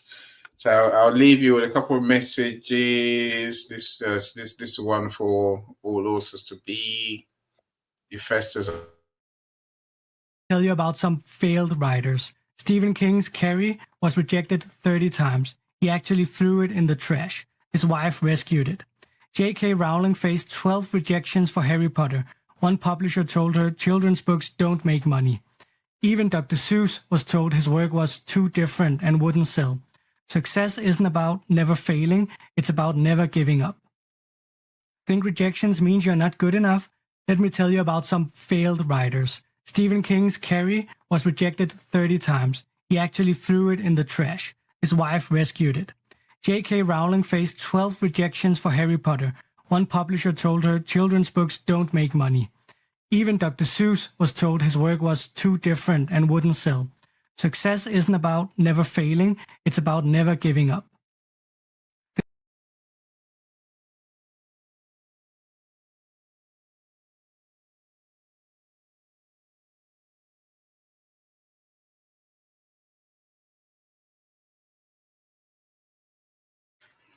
And let's live that life knowing what we know, right? We'll have it all within us. Look, thank you so much those who joined us on stage, to Coach David, Alavine, Nikki, the Genius, Calm, Cyrus, Christiana, many more, right? Festus as well. Thank you so much, all of you. I appreciate you more than you probably realize, but I really do appreciate you. Without you, there was no show. And those in the audience, of course, you make my day too. So thank you. Thank you for being legends. Thank you for being absolute superstars. So my next show today is the Positivity Live with Zion. I think we're talking about mentorship, what mentorship can do for you. If you want to join us for that, please do come along. So that I will send the links out. I'm not as diligent on that one because Zion uses his connections more than I do. My friends, thank you so much. I'll see you again next week. Otherwise, we're back here again in 2 weeks' time. I'll probably go back to my how do we create our book idea, our book, how do we establish our book idea? I started on that a while ago. So last time we were here, I talk about interest and the reader's interest, the markets, and so on and so forth, right? So I want to dive more into that. How do we use our job, our skill, our profession to determine the topic of our book? That's what I want to discuss, really. So hopefully you will join us then. Mr. Festus, try again. I'm smiling at myself. Yay. But we can't hear you, though. That's a little problem. Nigerian internet has got you, Festus. It's got you by the curlies, right? Look, we'll try again next time, Festus. So I'll invite you to my Positivity Live. Hopefully you can join us on that one and share there as well.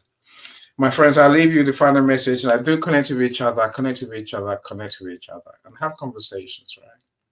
Become friends. That's what gives me joy. That's where business comes from. That's where we can help each other. I do enjoy. So I'm going to leave you with Donna's video about the Daily Reset Burnout Prevention Program. I say bye, everyone. Bye, everyone. Bye, everyone. I'm Donna Martin, founder of The Good Life Approach and creator of The Daily Reset, for those of you that aren't familiar with me. I created The Daily Reset because I had the experience of being a nurse for over 15 years. 5 of those are spent in palliative care, where I dealt with hundreds of people on their deathbeds. I had a wall multiple times through burnout, and that got me thinking, what tools do I use? What tools did I have in my toolbox? What things did I use to reset myself intentionally? Whether it was before going to sleep before night shift, whether it was before going into work, whether it was after certain incidences or things that were really stressful or impactful. Then when I had kids, it was, okay, how can I reset when I'm frustrated, stressed, agitated, emotional, hormonal? All of that, or when something happens in your relationship and you're trying to keep it together to go to your work, or when I changed from being a nurse to being a business owner and having 3 kids and then moving from Ireland to Australia. You're always in these moments of resets and in the moment. Instead of stuffing them down, what I learned to do was actually in the moment reset, in the moment calm, pause, release, in the moment ground, in the moment release, in the moment literally reset my energy, because for over 20 years I have intentionally been manifesting. I have been in that personal development space, learning from the best in the business, Bob Proctor, becoming an NLP breakthrough coaching practitioner, becoming certified, becoming a best-selling author. But all of those things are just titles, the empowerment coach, all of it. But the daily reset, the tools that I have used have come from over 20 years in experience. I created a program specifically for healthcare workers to start. That is now a CPD certified program here by the Australian Institute. That in itself shows you how powerful this process and this course actually is. It's a 1-hour easy tools implementation. But regardless of your profession, this is what I want to share with you today. Burnout doesn't have to happen. By setting many micro moments, by implementing and instead of stuffing things down and letting things fester and grudging people and being annoyed at people and holding that energy that's making you sick. It's about releasing it. It's about learning to express the energy, learning to get it out of inside your physical body, because we are constantly magnetized. We are made of energy. And what we put our attention on, we focus on, we actually attract. When you have that understanding and understand how you operate, understand how you're always magnetized, turned on and manifesting, you will start to look at your life differently. You will begin to realize and understand the power of resetting your energy intentionally to choose the outcomes you want. That's the power of the daily reset.